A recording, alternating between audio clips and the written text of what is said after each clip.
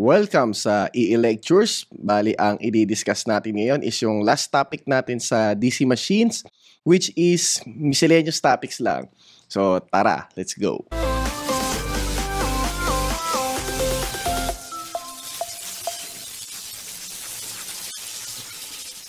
Para sa mga miscellaneous topics natin, ang una kong i-discuss is yung armature reaction. So, it is the effect of the magnetic field set up by the armature current on the distribution of flux under the main poles of generator. So, the armature magnetic field has two effects.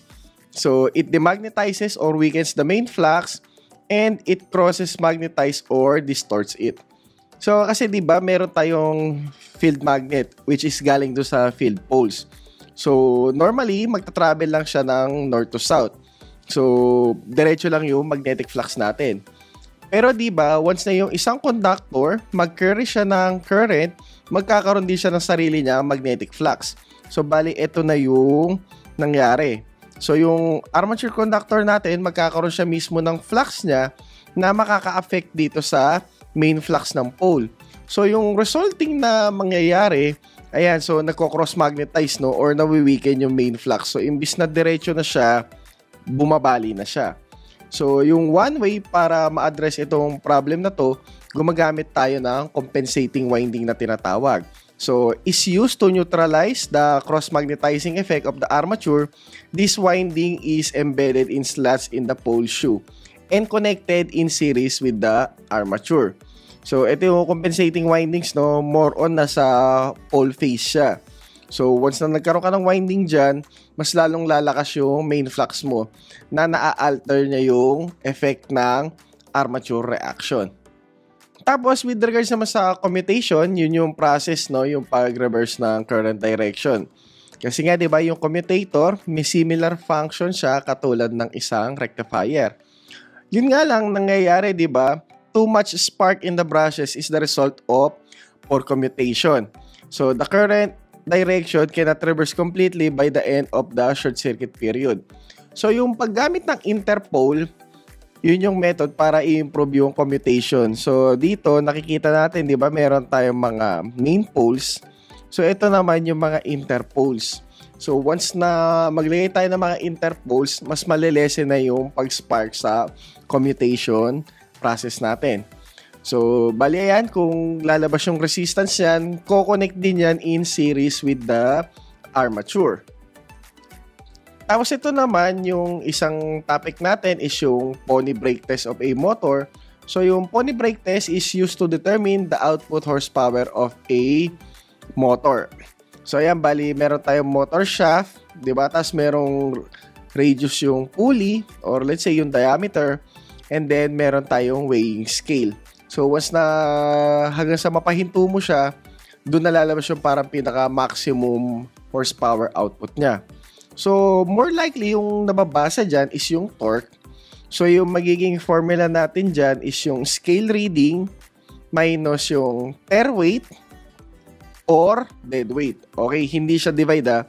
So, it's either tare weight or dead weight. Kasi 'di ba, mayroong mga pa-extrang weight sa mga weighing scale. So kailangan natin tanggalin 'yon para makuha talaga natin yung pinaka-weight ng object. So alam naman natin yung torque is force times radius. Kaya yan, once na makuha natin yung tamang weight dito, i-multiply na lang natin siya sa length of arm or let's say yung radius nung pulley. So, once na makuha mo na yung torque, makakapag-solve na tayo ng horsepower output ng motor. So, yung 2 pi nt all over 44,760 kung yung torque mo is Newton meter or 2 pi nt over 33,000 kung ang torque mo is pound foot. So, ngayon naman, meron tayong speed reversion of self-excited DC motor. So, the direction of DC motor can be reversed by any of the following. So, pag-interchange ng armature terminals or yung pag-interchange ng field terminals. So, tandaan, the direction rotation will not change if both armature and field terminals are interchanged. So, kung naalala ninyo yung diagram natin dun sa shunt motor or let's say series motor, kung magre-reverse ka ng connection, i-reverse mo lang yung connection ng field. So, once na i-reverse mo siya, huwag mo gagalawin yung armature. Once na mapagpalit mo yung positive-negative ng field, ayun, magre-reverse na yung direction ng motor. Pero pag nangyaring sabay mo silang pinagpalit, magre-run pa rin siya in the same direction. So, kaya kapag may problem, ang ginawa is yung pinag-interchange mo yung terminals, yung pinaka-lead ng DC motor, mangyayari, magra-run pa rin siya dun sa same direction as before. Kasi yung nangyari, once na binaligtad mo galing dun sa source, parehas nagbaliktad yung armature tsaka field.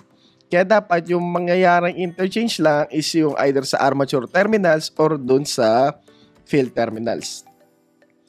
Okay, so sa speed control naman ng mga excited DC motors, ayan, so more likely, ang ginagawa natin, nagko-connect tayo ng mga variable resistance, no?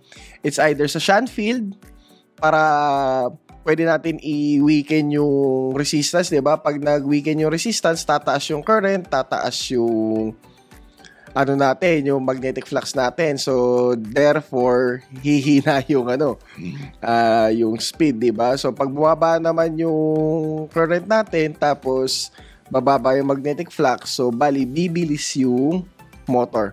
Or either yung resistance, i-connect mo na lang sa armature circuit. So para dito sa practice problems natin, so sa mga subscriber natin, no, hindi ko na siya sasagutan.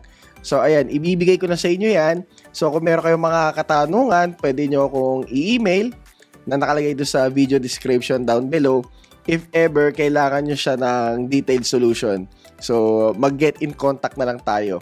So, dito nagtatapos yung last topic natin para sa playlist ng DC Machines. So, see you na lang sa mga future episodes dito sa EE Lectures and the Lord of Stories podcast. Bye!